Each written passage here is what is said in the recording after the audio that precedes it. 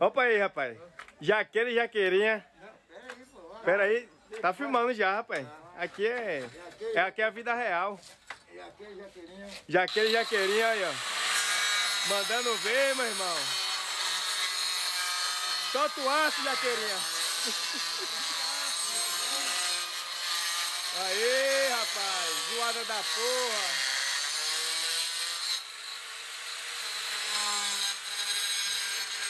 Tá todo mundo mascarado, rapaz aí.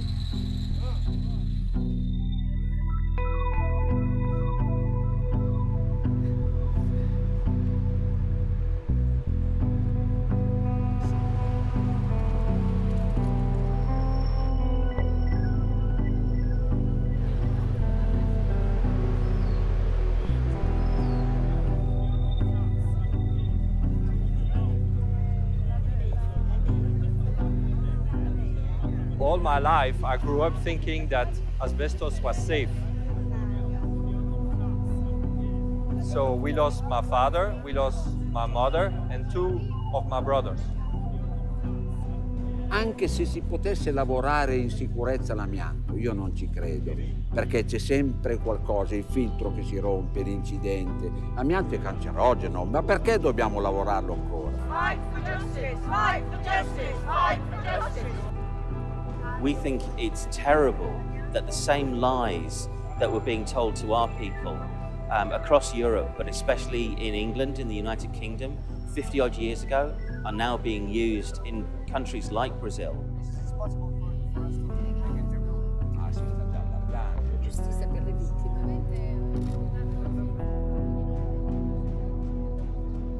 There is no safe use of asbestos. There is no safe asbestos. It has to be banned.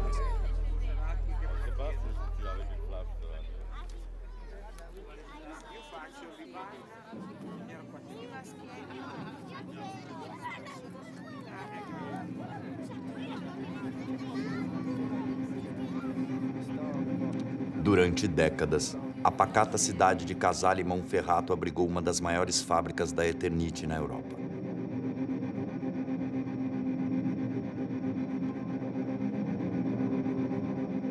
A indústria produzia telhas com amianto, uma fibra mineral que seria perfeita para a construção civil se não fosse por um detalhe inconveniente. Ela é cancerígena. Há pelo menos um século, cientistas sabem que o amianto é capaz de causar doenças pulmonares devastadoras.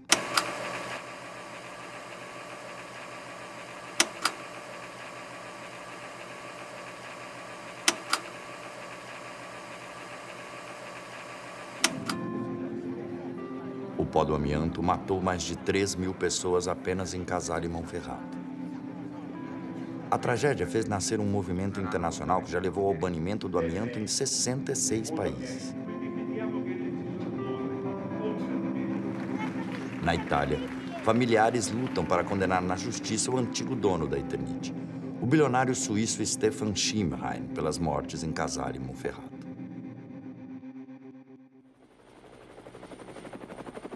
Enquanto isso, no Brasil, as indústrias de amianto continuam cobrindo telhados e ganhando muito dinheiro.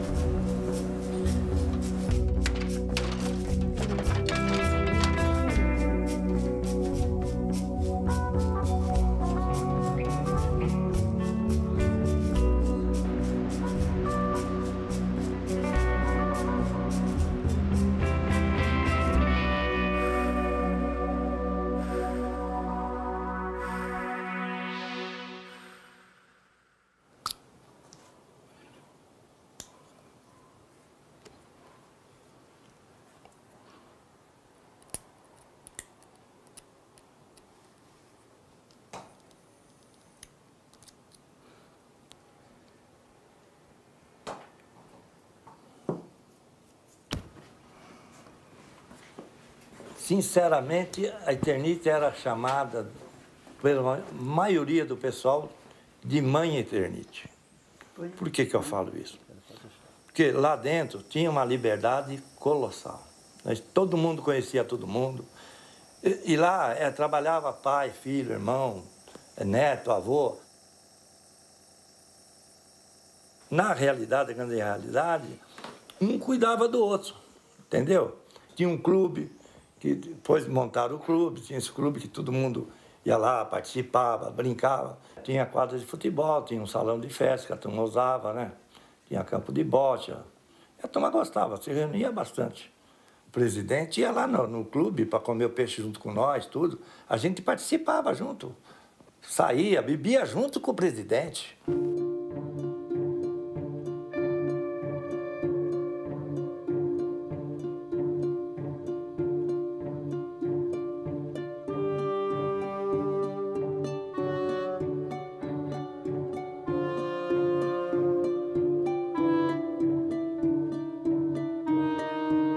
Aquilo era um antro de pó.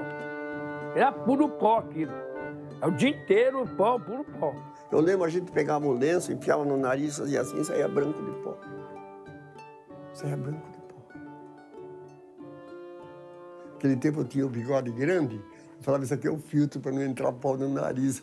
Para no bigode, eu falava para tu. A máscara da Eternite chegou em 77. Antes de 77 não tinha máscara.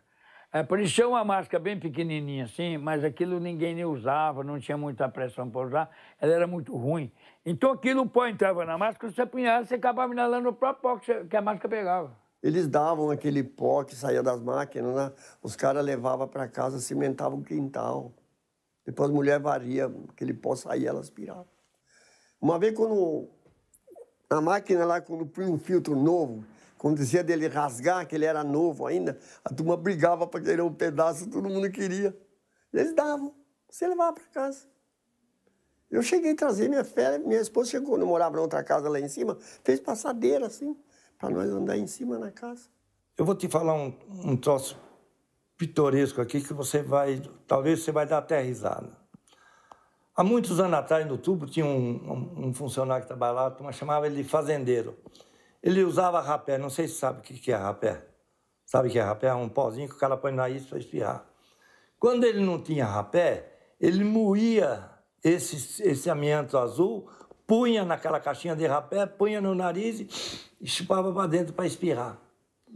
Aí está provado que não existia, não sabia nada. Ninguém sabia nada. A Eternite fechou as portas da fábrica de Osasco em 1993. Naquela época, as primeiras leis de banimento do amianto na Europa começavam a sair do papel, o que levou diversas multinacionais a abandonarem o mercado do amianto. No Brasil, o controle da marca Eternite foi assumido por um grupo de investidores nacionais que ainda hoje mantém fábricas em diversos estados do país. Enquanto isso, uma legião de doentes começava a aparecer. Eu acredito que seja isso. Ele queria alertar as pessoas. Aquilo foi um tipo de um alerta. E essa foto aqui não é para esconder. Eu quero mostrar para o mundo o que o amianto é capaz. Cada vez que eu vejo, aquilo até me dói, né?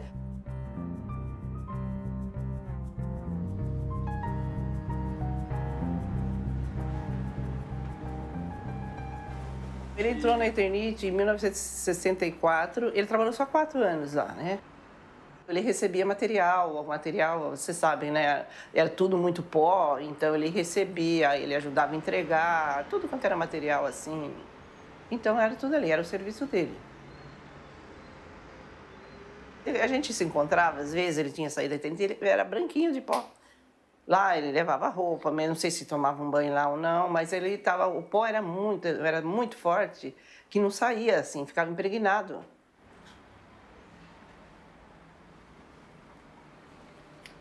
Um dia ele foi até a padaria, que ele gostava de andar, e voltou, chegou no portão cansado. Ele falou, puxa vida, estranho, né? Cheguei aqui, não consegui nem... Subiu a subidinha ali, me deu um cansaço, eu falei, vai no médico. Aí ele foi no Dr. Vilton, aí fez o raio-x. Na hora que fez o raio-x, estava o pulmão todo tomado, já não existia mais. Aquela fibra que estava no pulmão ficou lá. quietinha por muito tempo, uns 40 anos. Na hora que veio foi assim, que nem uma bomba. Muito rápido. É um câncer, assim, muito agressivo, muito violento. Não passam de um ano. Dele foi rapidinho, mas normalmente é difícil passar de um ano.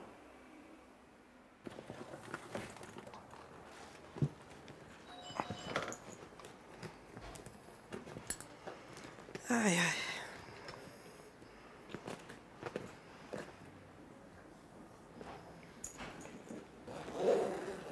Esse é o raio-x. Ah, tem até o papel. Aonde consta... Ai, meu Deus, eu não sei nem olhar isso. Aqui, ó. O pulmão direito já não aparece. O esquerdo não aparece. Tá vendo que não aparece o pulmão esquerdo? Aparece só o direito. O esquerdo já... Tá todo... Mas isso quer dizer o quê? Desculpa. Esse daqui é o derrame pleural. Ele estava um derrame tão forte que ele encobriu todo. Quer dizer que já não tinha nem pulmão mais, já estava todo afetado.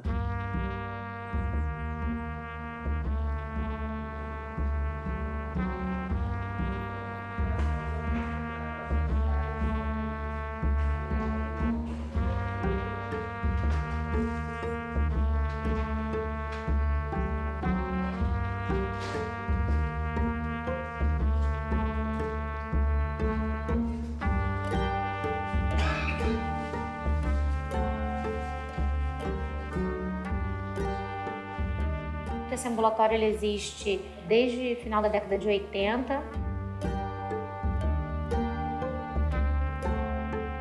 Então, ao longo desses anos todos, nós avaliamos mais de 100 trabalhadores expostos ao amianto, né, entre doentes e não doentes.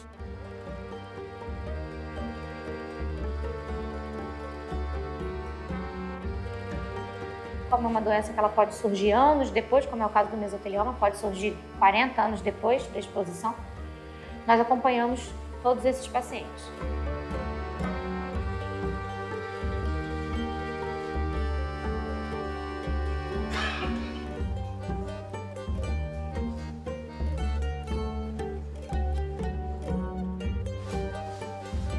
Como é que você está se sentindo em relação à última consulta?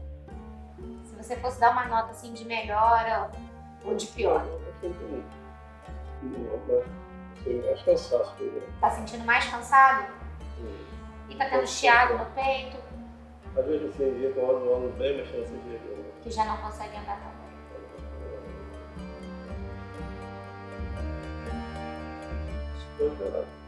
Foi invadido novamente. Ainda não foi. Para nós aqui no Brasil ainda não foi. Estamos esperando esse dia chegar. Tá bom? Até a volta. Tchau, tchau. Marca a volta lá.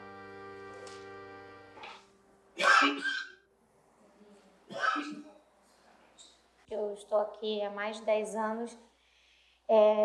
Eu perdi muitos pacientes. Pacientes graves já foram a óbito com pouca idade, em torno de 50 anos. Em termos de cura, nada para proporcionar. Tratamentos são tratamentos sintomáticos que a gente fala, né? Assim, eu posso fornecer oxigênio quando está com muita dispneia, posso usar, às vezes responde ao uso de medicamentos broncodilatadores, mas efetivamente eu não ofereço nenhuma perspectiva de cura ou melhora daquele quadro para o paciente. Muito pelo contrário, é uma doença que vai progredindo ao longo do tempo. Respirar as microfibras do pó do amianto traz sérios riscos à saúde que podem se manifestar até décadas depois. Um dos principais é o mesotelioma, um câncer incurável e bastante agressivo que mata poucos meses após os primeiros sintomas. Outra doença comum é a asbestose, conhecida como pulmão de pedra. Ela endurece o tecido pulmonar aos poucos, levando suas vítimas a uma lenta e angustiante morte por asfixia. Somente entre 2000 e 2010, o Ministério da Saúde contabilizou 2.400 mortos por doenças causadas pelo amianto. Os dados também apontam uma tendência de crescimento dos casos. O pneumologista Hermano Castro é um dos pesquisadores que estuda o impacto do amianto na saúde da população brasileira. Ele acredita que muitas pessoas estão adoecendo sem sequer saber que seus problemas são causados pelo pó do amianto. a gente não consegue diagnosticar, a rede não consegue diagnosticar, por falha em vários pontos. Falha no diagnóstico, falha no acompanhamento. A indústria que deveria acompanhar esse trabalhador quando ele é demitido não acompanha. A lei, inclusive, a lei atual, da norma do trabalho, o trabalhador que é demitido e trabalhou com amianto, ele tem que ser radiografado durante 30 anos na sua vida. Então, a indústria não cumpre, esse trabalhador sai ou se aposenta e ele vai morrer. Às vezes, o médico ou o profissional não faz o diagnóstico, ele vem a óbito sem o diagnóstico. E já temos 2.440 casos que a tendência é de crescimento e que, se a gente não banir, o nosso crescimento, a tendência é aumentar. Enquanto a gente não reduzir o uso do amianto no Brasil, nós vamos aumentando. Depois de 40 anos do pico do uso, é que vai começar a diminuir os casos de mesotelioma.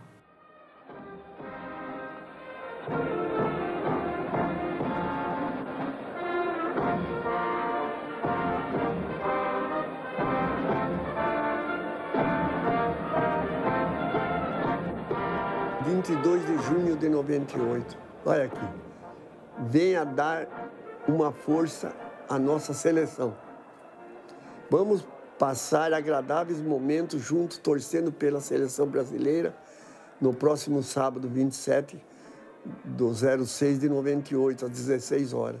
Na oportunidade, daremos continuidade a esse projeto, cujo objetivo é reforçar os laços de confiança entre nós, além de manter um canal de comunicação permanentemente aberto.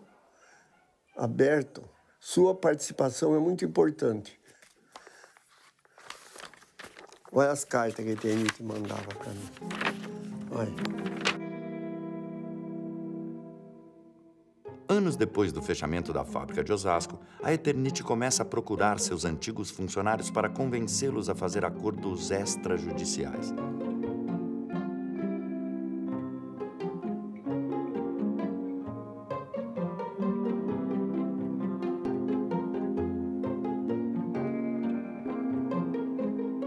O objetivo era claro: evitar que os trabalhadores acionassem a empresa na justiça por causa das doenças causadas pelo amianto. A negociação era tabelada pela própria Eternit. Era 5 mil para a pleira, 10 mil para quem estava com a bestose e 15 mil quem estava já quase no fim. Aí o advogado da Eternit me chamou lá, como é que era o nome dele? Eu esqueci agora. Seu João, o senhor aceita 15 mil? Falei, pelo senhor está brincando? Jorge era. Você está brincando, doutor Jorge. 15 mil para uma doença que não tem cura. E um plano de saúde. Ele falou, Eu falei, olha, se o senhor falar em 50 mil, no começo, o real valia bem. Falei, a maioria pega. E pegava, até eu pegava. Ele falou, Eternit nunca vai dar 50 mil para ninguém, falou para mim. Teve muitos que aceitou 5, 10, 15. Porque, sabe, muitos falavam para mim, vale mais um passarinho na mão do que 2 voando. E se amanhã, depois, nem isso eles não dão? Então eu vou aproveitar agora e vou pegar. Os acordos propostos pela Eternit eram uma resposta à criação da ABREA, a Associação Brasileira dos Expostos ao Amianto, fundada em 1995. Com a ajuda de uma fiscal do Ministério do Trabalho, a ABREA encaminhava os antigos empregados da Eternit para exames médicos em hospitais públicos. A Eternit fechou em 93, nunca cumpriu a legislação que exigia que fizesse exames pós-demissionais até 30 anos depois da demissão.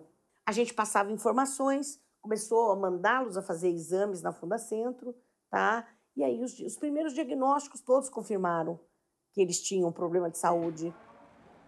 Os primeiros casos, se você mandasse 10, 9,5 vinham doentes, né? De tão grave. 23 e 8 meses. 23 e 8 meses. Meu Deus. Sabe assim, entendeu? Surgiu a ABREA. Daí o que a ABREA fez? A ABREA abriu um escritório. Junto com a Fernanda e com o Fernando, abriram um escritório e começaram a convocar o pessoal que trabalhava lá, para fazer exame. Quando esse montante desse pessoal passou aí dos 80 a 100 pessoas, a Eternit abriu um outro escritório aqui em Osasco. Aí ela voltou com esse escritório, voltou novamente a sair. Churrasco no clube, palestra no clube, e sexta que vinham. Como a Breia estava mandando fazer exame na Fundacentro e no INCOR, aí a Eternit começou a chamar o pessoal para fazer exame pela Eternit.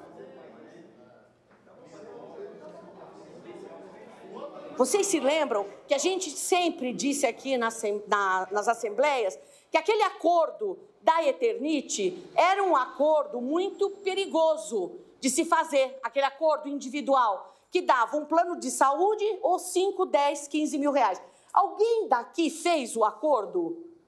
Eu creio que não. Eu vi, mas não peguei nada. Nada em dinheiro, mas o plano de saúde.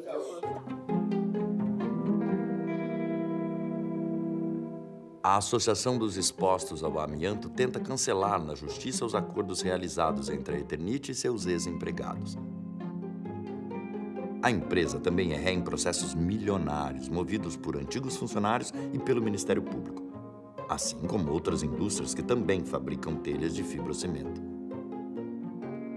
Mas a batalha por indenizações é só uma das frentes na guerra contra o amianto no Brasil.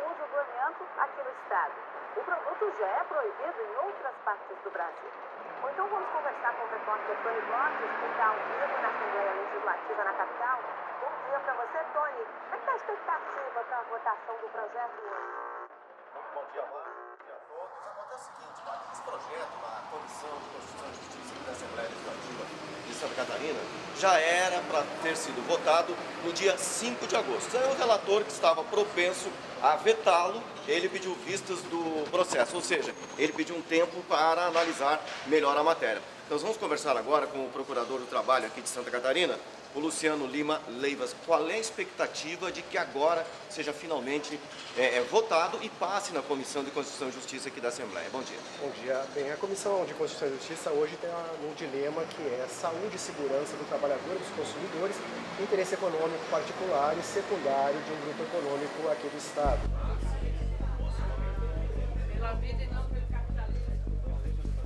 Como entendo que um dos projetos que vamos analisar nessa comissão é de extrema importância para o Estado de Santa Catarina, aqui estou para fazer um bom debate e tenho certeza que os senhores vão acatar esse posicionamento proibindo o uso de amianto no nosso Estado e que vamos debater daqui a pouco.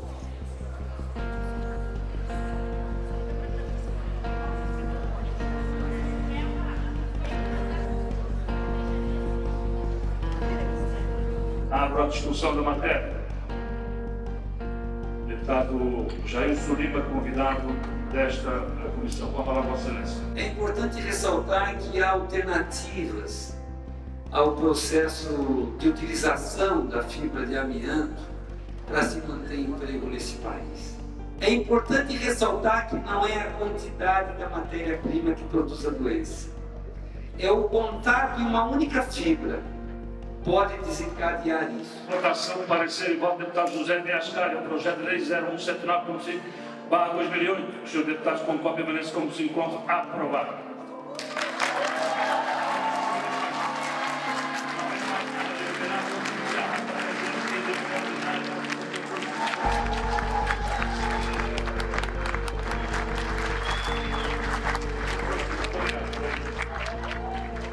Desde 2001, 7 estados brasileiros já aprovaram leis que proíbem a fabricação e a venda de produtos feitos com amianto. Além da Eternit, outras indústrias de telha tentam evitar que o amianto seja banido no Brasil inteiro. O amianto é uma substância perigosa, que tem propriedades carcinogênicas. Duas coisas que não são exclusividade do amianto. Centenas de substâncias utilizadas largamente na indústria também têm a mesma periculosidade e são objeto de regulamentações que visam disciplinar a sua utilização. Aqueles trabalhadores que estavam de uniforme verde e que são retratados como sendo pelegos, na verdade, são trabalhadores que sabem muito bem o que estão defendendo e por que estão defendendo. Ao passo que os outros trabalhadores, a maioria deles não sabe nem se amianto é verde, branco ou amarelo, se é mineral, vegetal ou sintético, não sabem quais são as formas de prevenção, não sabem quais são os resultados. Então, nós temos a consciência tranquila que nós estamos fazendo a coisa tomando todos os cuidados previstos na legislação. O lobby da indústria do amianto é comandado pelo Instituto Brasileiro do Crisotila, o IBC. A principal missão da entidade é convencer a opinião pública de que o tipo de amianto usado no Brasil, chamado de crisotila, não é tão mau assim.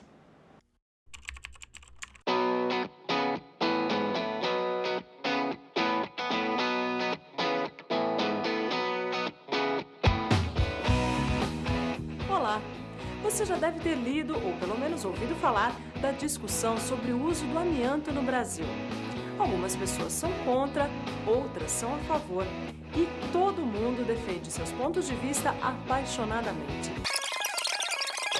Ainda não entendi por que algumas pessoas dizem que o amianto é um risco para a saúde. Ver que existem dois tipos de minerais chamados de amianto, o crisotila e o anfibólio. O amianto anfibólio, também conhecido como amianto azul ou marrom, possui fibras duras, retas e pontiagudas, além de possuir altas concentrações de ferro em sua composição. Esse detalhe é o que o torna potencialmente cancerígeno. Já o amianto crisotila possui fibras curvas e sedosas, não tem ponta e sua composição tem altas concentrações de magnésio, o que reduz significativamente seu potencial cancerígeno. Agora que você já sabe um pouco mais sobre o amianto, procure entrar também nessa discussão. Informe-se, pesquise. Você vai descobrir que o amianto crisotila é um amianto legal.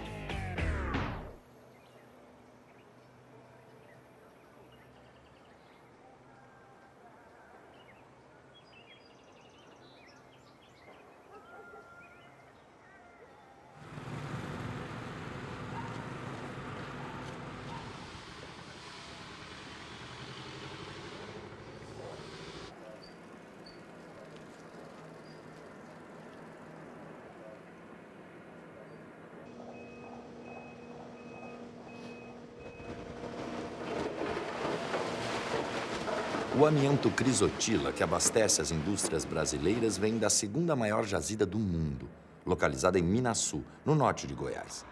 Ela pertence à Sama, uma mineradora do grupo Eternit, que também exporta para países da Ásia, da África e da América Latina.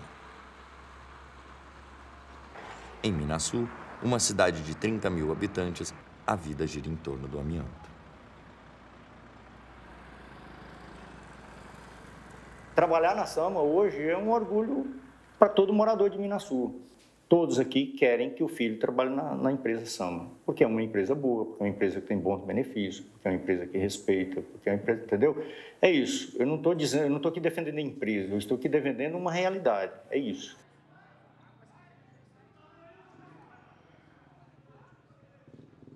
Hoje, nós moramos praticamente dentro da vila, dentro da mina, 300 metros, 500 metros.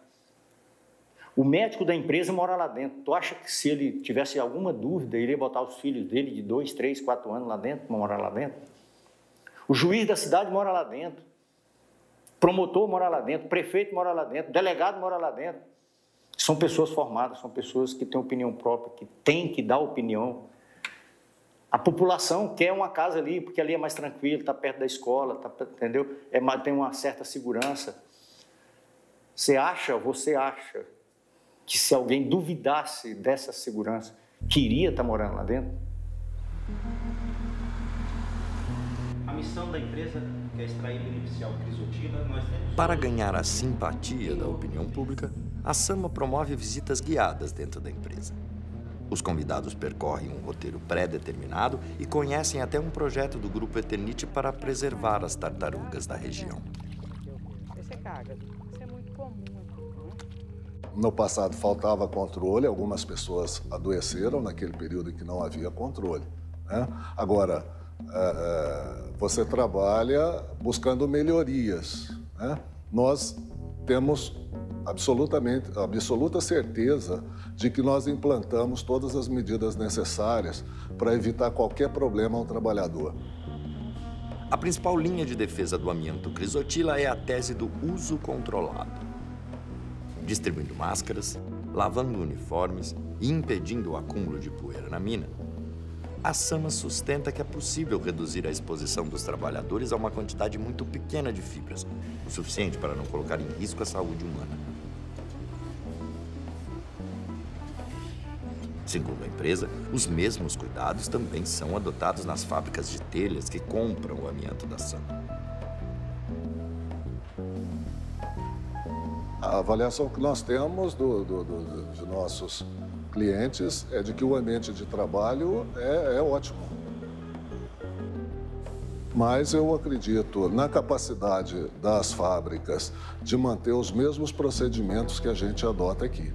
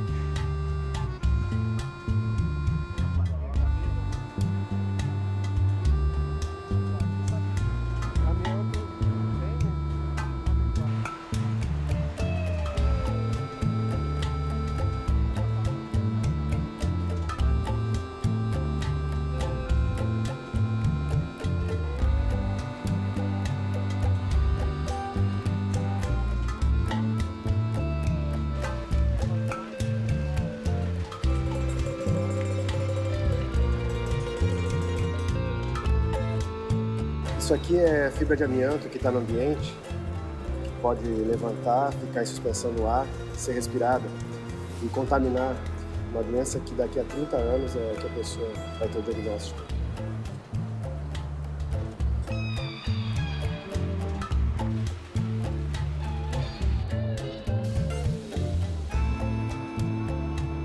Como é que se pode estabelecer um controle de poeira nesse ambiente? De olhar, não precisa ser especialista.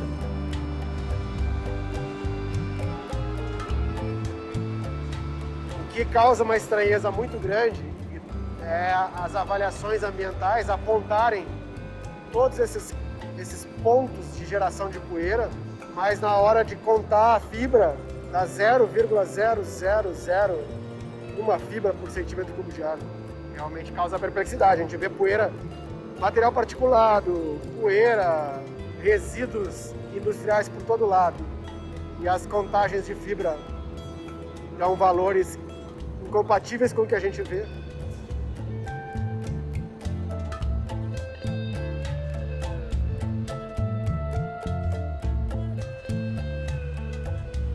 Esse daqui chama de convir que, né, a poeira é bastante aparente. Quando isso foi feito? Isso foi feito no mês passado. Tem certeza? Tenho certeza absoluta.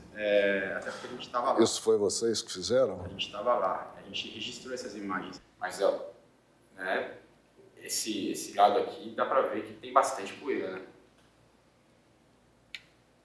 Ou aqui, por exemplo, a gente tem imagens também de sacaria rasgada aqui, ó. A questão, Chiro, né, a gente tem sacaria rasgada em pleno pátio, que também é uma irregularidade, isso teria que ter sido vedado em algum momento. A gente vê as fibras completamente expostas aqui. Então, a pergunta é, como garantir que todos os elos da cadeia produtiva do amianto respeitem esse limite?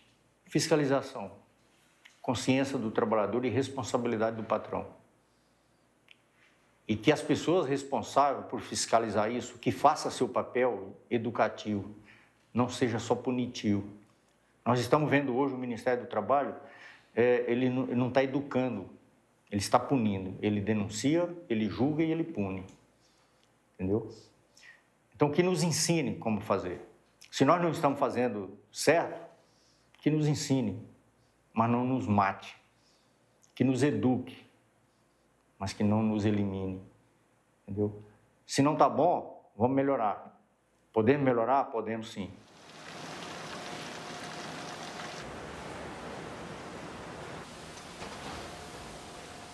Eu não acredito que uma fábrica de cliente nosso esteja numa condição dessa em situação recente. Isso pode ser uma situação pontual. Nós temos que lembrar o seguinte, que para que você esteja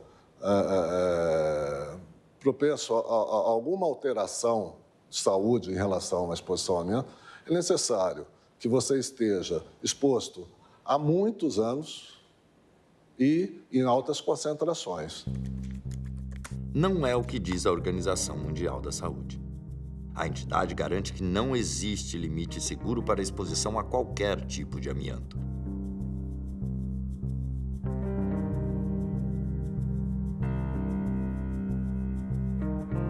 E que a forma mais eficiente de acabar com as doenças é banir o uso do crisotilo.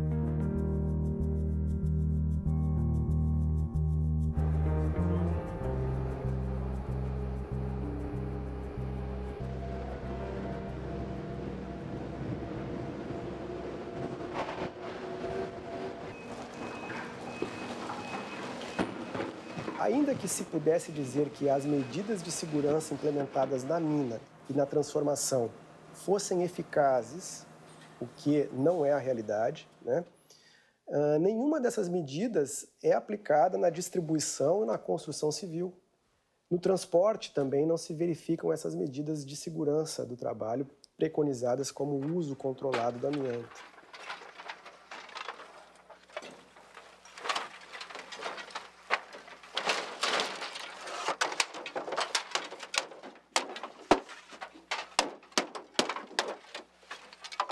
Controlled use of asbestos is like sustainable development.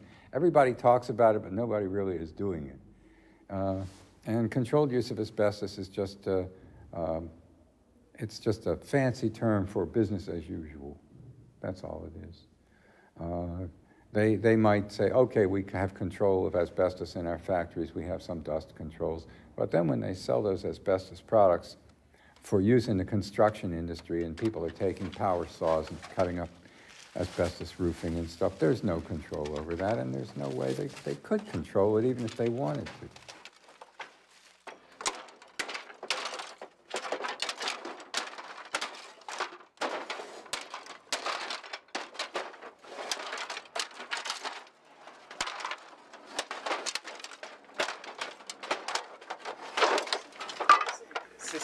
Vocês sabem do que é esse material aqui que vocês estão trabalhando? Vocês sabem do que é essa telha? Amianto? Amianto, né? É, amianto. Mas vocês já viram falar que essa telha aqui, esse amianto, ele é um pó, que ele é cancerígeno? Já te falaram isso? É. Não, nós sabemos. A gente trabalha muito tempo, mas porque fala que é perigoso, pouca né? coisa assim, a gente não, né? Pelo que vocês conhecem, assim, dos lugares que vocês trabalham, o pessoal usa máscara para trabalhar com esse tipo de telha? Não, a maioria não, né? A maioria não, né? Só que tem que usar, né? É só um, cadê?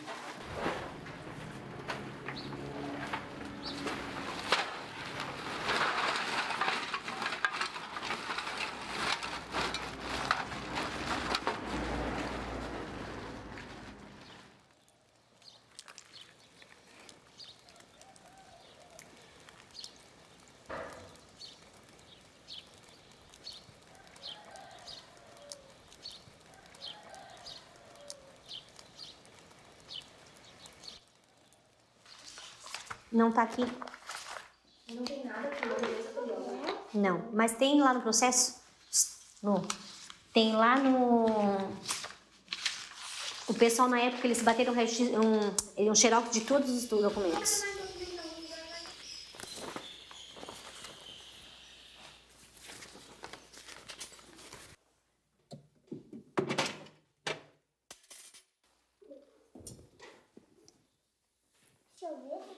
Aqui quando eles caçavam. Aquele vindo da caça. E aqui é um cão do mato que eles pegaram. Essa é uma história com final infeliz. Eu e meu esposo, nós tínhamos uma vidraçaria em Tubarão. Trabalhamos bastante anos com vidros, né? Ele mesmo tinha esse contato direto com as obras, assim, em si, né? Construções, assim.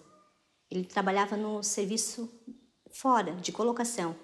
E eu, dentro da vidraçaria, anotando pedidos, né? Ficava responsável pelo serviço interno da loja. O trabalho dele era um trabalho, assim, que... como qualquer trabalho, tem riscos, né? Mas a minha preocupação em si, às vezes, era uma escada, estar no alto de uma escada, como já aconteceu, assim, de uma escada escorregar e cair, ter um machucado, que poderia acontecer uma coisa bem pior, assim.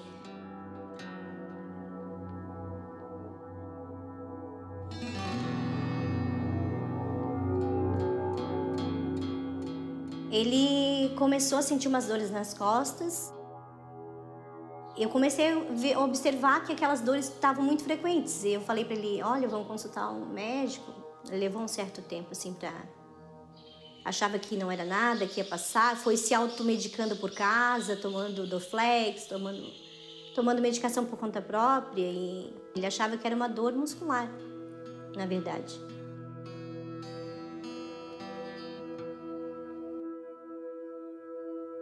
Quando ele consultou o médico, na hora que ele consultou o médico na mesma hora já internou ele, mandou ele direto para o hospital porque ele tinha tido um derrame pleural.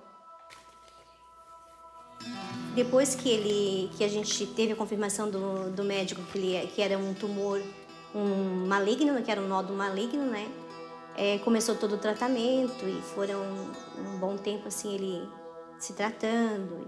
Nesse meio desse tratamento eles fizeram pesquisas, estavam investigando, né? Qual o tipo de câncer que era, porque dependendo do tipo de câncer tem o tratamento. E foi constatado que o dele era um mesotelioma e que ele era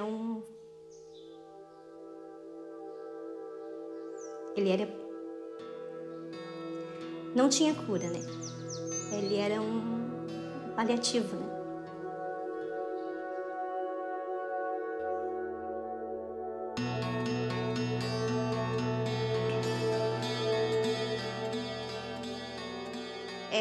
O amianto, eu fiquei surpresa.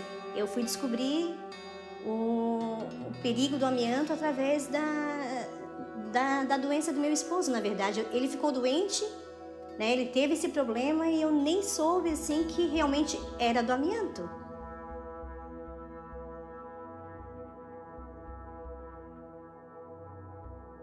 Junto aos quebra-cabeças, realmente ele teve contato. Ele não foi uma pessoa que ele trabalhou dentro de uma fábrica, mas ele trabalhava em lugares que tinha muito o uso da telha amianto. Ele mesmo construiu um galpão grande, assim, sempre mexeu muito com esse tipo de telha.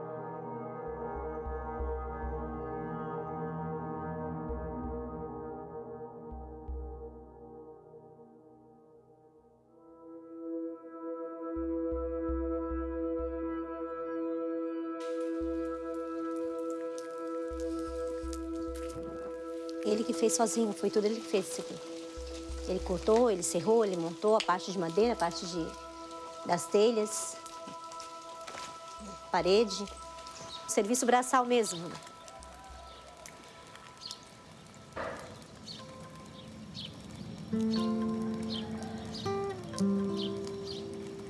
Aí me fizeram uma pergunta assim pra mim ontem, assim, o que o amianto causou na tua família? Eu falei assim, ele arrancou, né, parte da minha família, assim.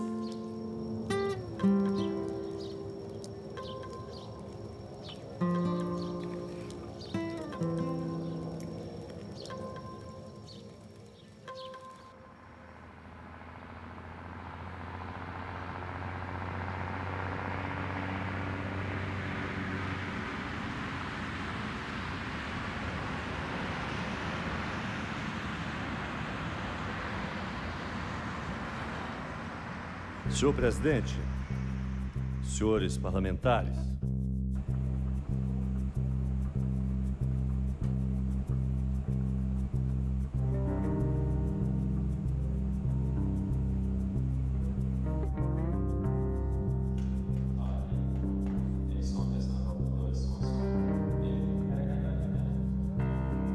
Há 20 anos, no Brasil, o uso do amianto passou a ser um uso seguro, controlado.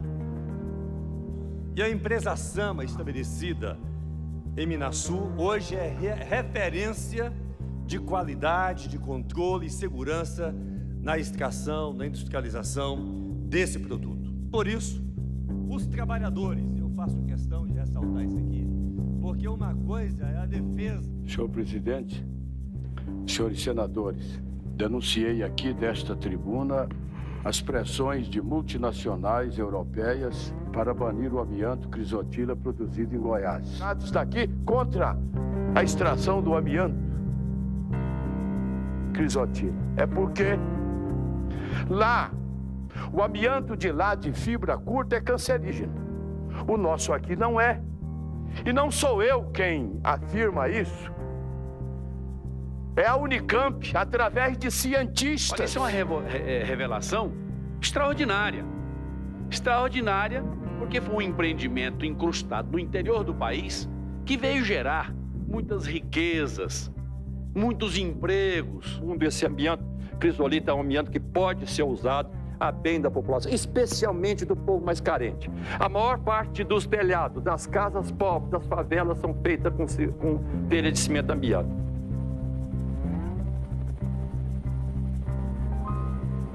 So in the new century, this is the picture.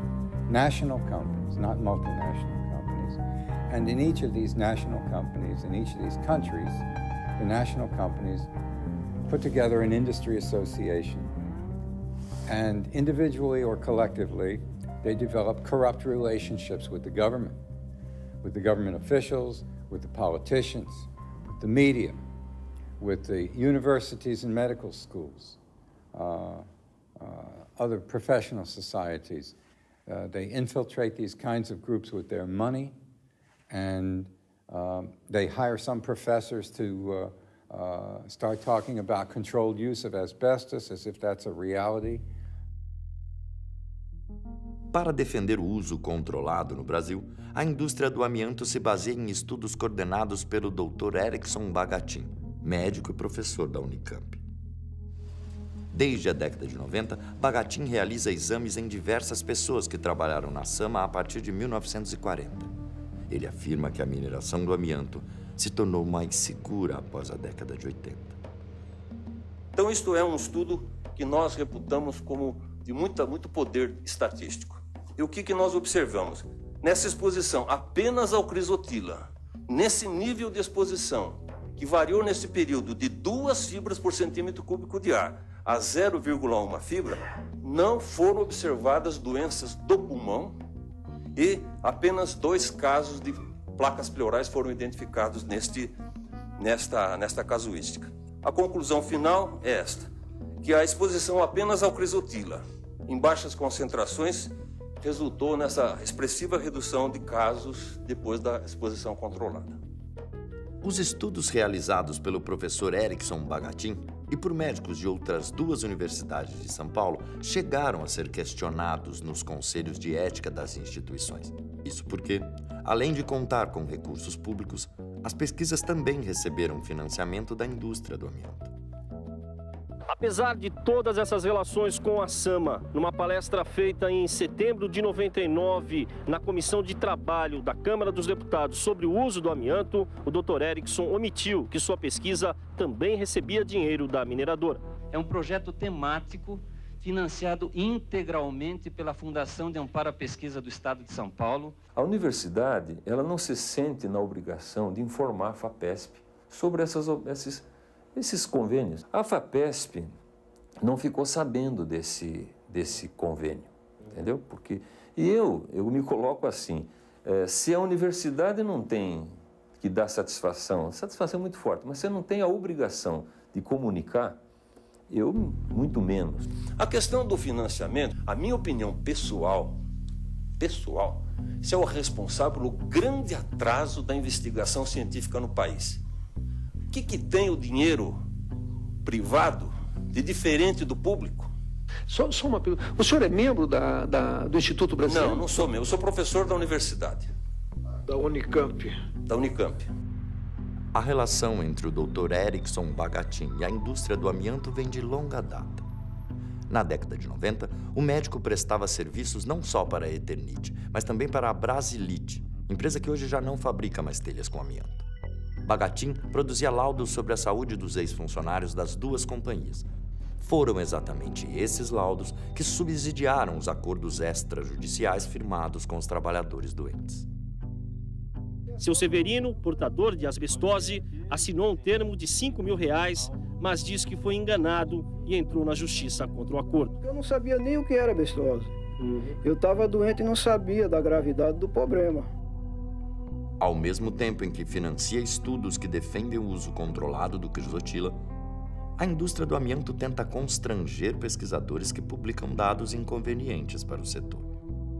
Na verdade, ainda permanece, Excelência, a dúvida, porque a indústria financia esse tipo de pesquisa e entra com medidas judiciais para impedir aquele outro tipo de pesquisa que era justamente nos trabalhadores. Portanto... É o caso de Hermano de Castro.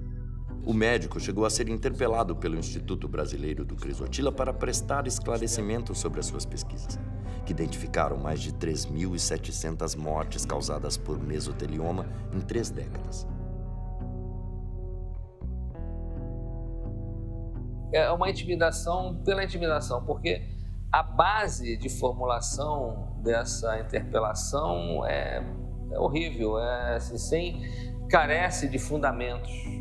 Né? Então, a primeira, de onde que eu tirei os casos? Como é que eu sei que é mesotelioma? Eu estou trabalhando no Estado brasileiro, onde tem um sistema de informação qualificado, que é o DataSUS, do Ministério da Saúde. Todo mundo que morre tem um atestado de óbito, e no atestado de óbito vem a doença. A segunda, mais esdrúxula ainda, é que eu tenho que provar. Isso é muito interessante, que os casos de mesotelioma que eu estou dizendo foram causados pelo amianto. Mesotelioma é causado pelo amianto.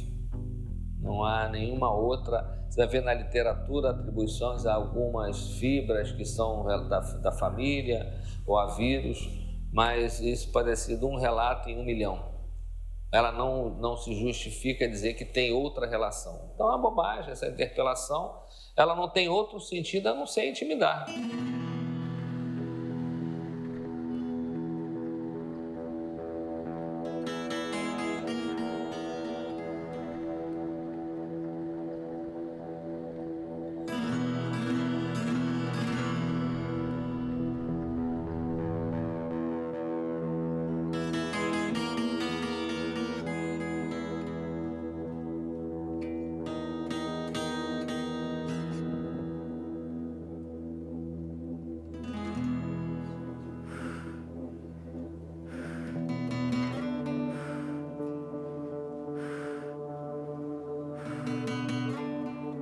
Foi muitos operários, não foi só não, foi muito.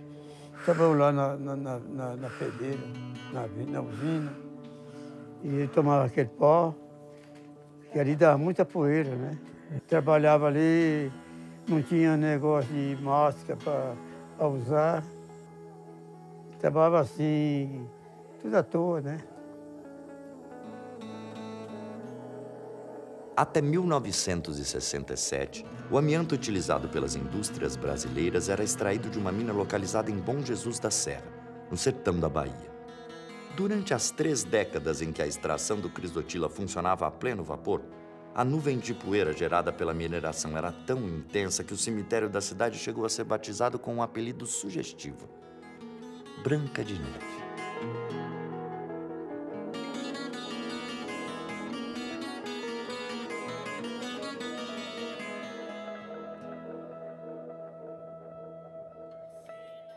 Passado meio século desde a desativação da jazida, ainda não se conhece o número exato de pessoas com doenças causadas pelo amianto no sertão da Bahia. Mas, assim como a Eternit fez com os operários da fábrica de Osasco, a Sama também firmou acordos extrajudiciais com os antigos empregados da mina para evitar processos. Ela cuida bem. Que se ela não cuidasse, eu também não ia dizer que ela cuidava. O exame, vai buscar a gente aqui, levar, trazer, e remédio. tudo, enfim, cuida bem. É porque a gente adoeceu lá, né? Tem que cuidar mesmo.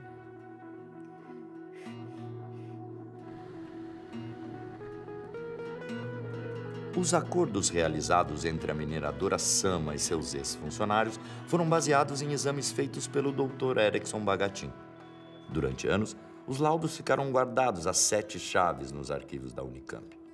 Para abrir essa verdadeira caixa preta e dimensionar o impacto do amianto sobre a população de Bom Jesus da Serra, um juiz federal foi obrigado a tomar uma medida extrema. Eu proferi uma decisão determinando ao Estado da Bahia que formasse uma junta médica, cadastrasse as pessoas potencialmente infectadas e as submetesse a uma bateria de exames para que no momento seguinte o meu perito médico, de posse desses dados, pudesse avaliar a dimensão do suposto prejuízo ou do suposto dano à saúde e o suposto dano ambiental. Nós encontramos resistências como, por exemplo, a Unicamp. Ela tinha feito uma investigação com um pneumologista, contratada por uma das empresas supostamente acusadas, só que ela não queria ceder esses exames nem para o juiz da causa.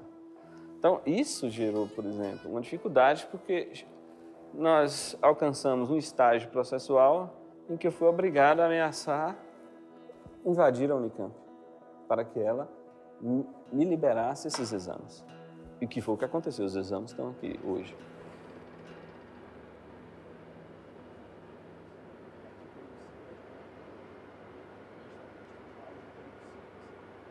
A concorrência tem esse discurso de que o amianto faz mal, de que o amianto mata, que ele é prejudicial à saúde, e tenta manipular a opinião pública em relação a isso, né? Uma mentira repetida 1000 vezes acaba se tornando verdade. E é isso que estão fazendo em relação ao amianto. Mas que mentira, exatamente? De que o amianto é totalmente prejudicial, que não há nível de exposição segura, né? Muitas opiniões estão baseadas em ouvir dizer. Por medo de perder as rédeas do bilionário mercado brasileiro de telhas, a indústria do amianto tenta emplacar uma teoria da conspiração. Concorrentes que usam fibras alternativas estariam patrocinando uma campanha contra o uso do crisotila. A principal beneficiada seria a Brasilite, marca da multinacional francesa Saint-Gobain, que hoje defende o banimento do amianto e fabrica telhas com derivados de petróleo. O curioso é que, até 2003, Brasilite e Eternit eram sócias no negócio do amianto. E assim como a antiga parceira e atual inimiga, a Brasilite também tenta economizar no pagamento de indenizações a ex-trabalhadores doentes. Nós temos interesses de várias organizações, né? Isso inclui a concorrência que produz fibra, que está interessado no mercado. Nós temos advogados, né? Nós temos seguradoras, nós temos vários segmentos que têm interesse na desamiantização, nos processos trabalhistas, nos processos contra a favor das pessoas que supostamente estão doentes em função do amianto. Mas há ativistas, há o Ministério Público, há sindicatos, né, uma série de organizações da sociedade civil também que lutam contra o amianto. Né? Com certeza. Agora, nós não temos como comprovar, argumentar de forma evidente a posição desses ativistas, né, desses sindicatos, desse pessoal que está apoiando o banimento do amianto. A verdade é que o amianto crisotila produzido no país é extraído de uma única mina, que pertence a uma única empresa, que exporta para dezenas de países. Um monopólio bilionário que há décadas dita as regras na construção civil brasileira. Por outro lado, o movimento mundial que já conquistou o banimento de todos os tipos de amianto em mais de 60 países vai muito além de uma mera guerra comercial. O fato é que é um movimento em prol da saúde, da segurança do trabalhador, dos consumidores Veja que essas telhas que estão aí no comércio, elas têm uma rotulagem que fala o seguinte: ao cortar ou serrar, não respire a poeira gerada, pois pode causar graves danos à saúde. Você imagina um trabalhador aí da construção civil, que muitas vezes nem é alfabetizado, pega um produto desse para colocar no telhado, ele fura, se expõe.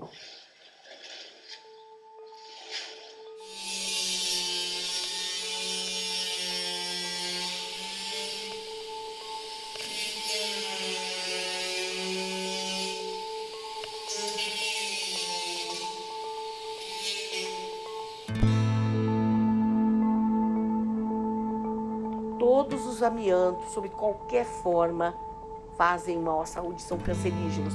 Não existe nenhum limite seguro abaixo do qual você pode dizer, olha, aqui eu estou completamente seguro, eu posso ficar tranquilo que eu não vou adoecer. Não existe isso.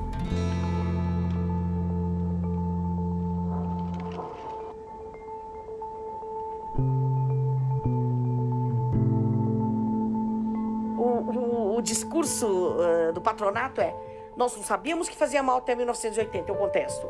Depois, eles dizem, a literatura médica está cheia de exemplos. Depois de 1980, ninguém ficou doente. Primeiro, as doenças do amianto têm uma latência de 30, 40, 50 anos. Então, quem se expôs em 1980, agora começa a apresentar já alguns problemas, tá? Mas para o mesotelioma, nós vamos ter que esperar 2020, 2025. A nossa curva de mesotelioma está crescendo. Isso é notório. Então, dizer que ninguém vai adoecer, isso não é epidemiologia, isso é futurologia. Ainda mais um país que usa como usa o amianto. Mandando ver, meu irmão.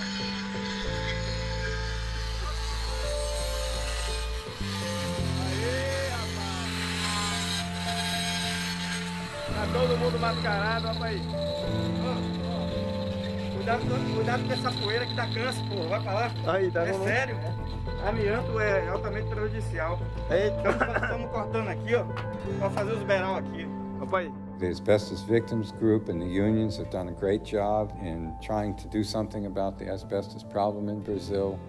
But asbestos has never been banned in a country that was actively mining asbestos.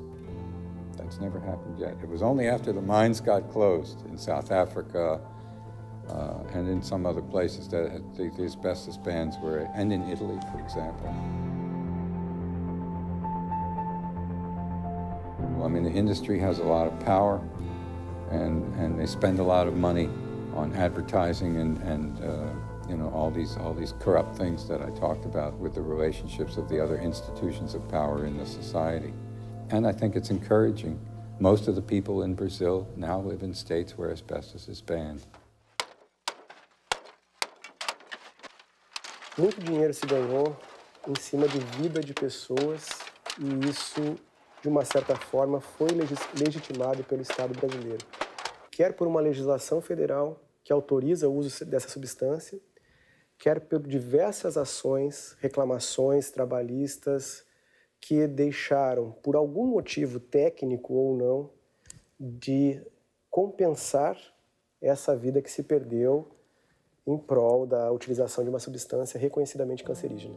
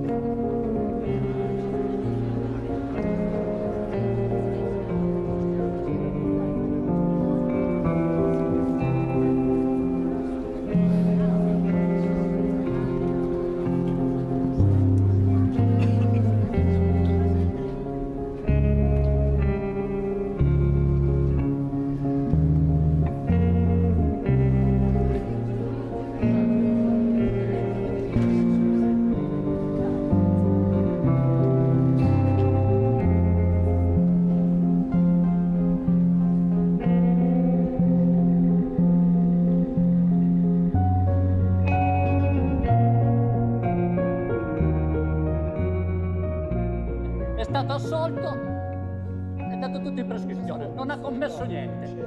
Niente, innocente. I colpevoli sono quelli che sono morti. I 3.000 morti di Casale e Monferrato sono i colpevoli per avere vissuto nella città sbagliata, nel momento sbagliato, sono colpevoli. Avete capito? Questa è la giustizia italiana.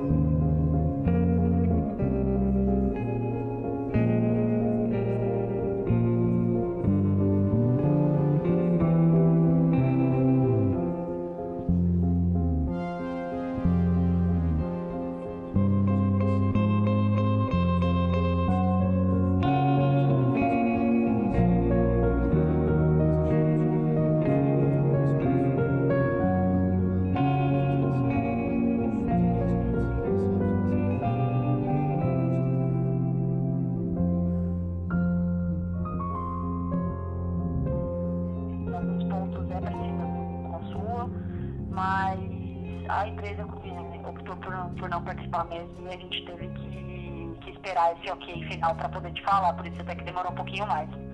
Entendi. Bom, então a posição final é essa mesmo, né? A Eternit não vai se pronunciar.